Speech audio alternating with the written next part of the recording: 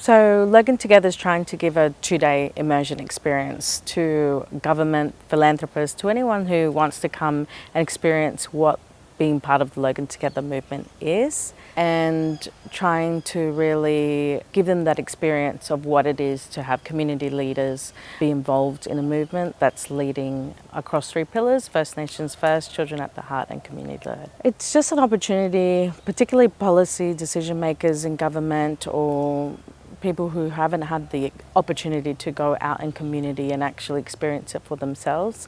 From the yarns I've had with other colleagues here from government agencies, hearing how empowering and the trend towards doing business in a different way to normal government bureaucratic processes, I think that's hitting home. I think that's a good thing.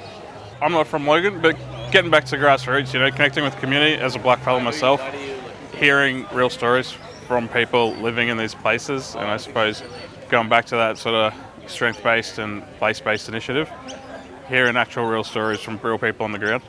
The purpose of the bus is to take them away from what their everyday life is, bring them in, experience the movement together. We talk them through the different important principles of Logan Together movement, like the collective plan, the roadmap, and set the scene so that when we arrive at Gnirigomindala, they already prepared on what they're going to experience.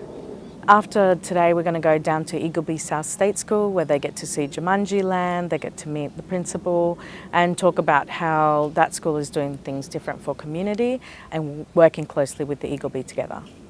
Well, Jumanji Land's gone on from strength to strength. I suppose one thing that's changed is open 3 days a week now. We're hoping to be open more than that and in the holidays. And our local community are accessing it after school until dark. It's amazing, and it's also drawing people from all over Logan to this school community. It's of the students that access this place, 44% of those students are Aboriginal Torres Strait Islander students, and we feel that there's a real significant sense of ownership of this place by our local community. Absolutely, we have had documented lowering of violence in the playground that's been noted at a regional level, and people ask, why is that?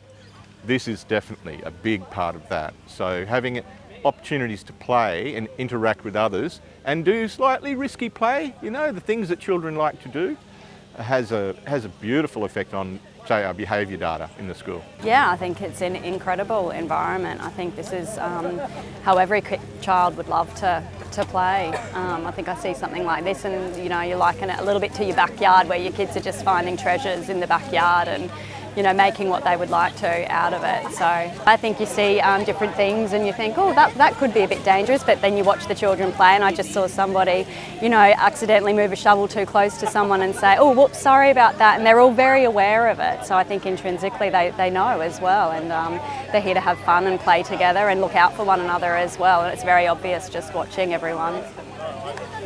The plan tomorrow is again to give them the cultural experience as well. So we're doing a bit of cultural experience today, and then tomorrow we'll be going to a hub and showing them the Cold Parent Advisory Group, the women, and the work that's happening in the hubs and families and for the children there in the schools, but also going to Village Connect, which is a Pacifica community, is one of the focus communities, and they'll get to meet community members there that are also making impactful change.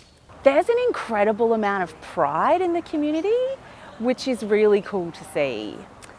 And it's making me think about how I think about my community and how I connect with my community and what kind of pride we have where I live. I've witnessed people being really proud of who they are, really grounded in who they are, and because of that, they're able to give out to other people in their community.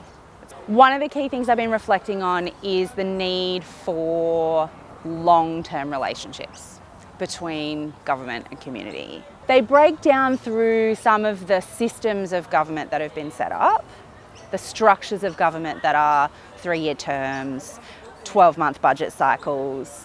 It creates a system where public servants can't move at the same pace as community. And so what the Pacifica community talked about the rhythms of community really resonated with me this morning. And government just doesn't know how to connect with that rhythm. There's a lot going through my head. Yeah, it's an immersion. It's an immersion. I'm feeling saturated with information and thoughts and other sorts of things. It's always, I think it's really amazing when you get a chance to step outside of your day-to-day world and land in community, in these community spaces, and I guess experience the cultures that are out there and the wisdom that sits in these communities. I think the takeaway for me is how connected everything is and how united everyone is kind of behind this idea of like the Logan principles and the collective vision and the collective roadmap that everybody has in this community, going to vastly different communities in vastly different spaces, but everyone speaking the same language and really reinforcing, I guess, the message of how everyone's come together behind this work is really magic.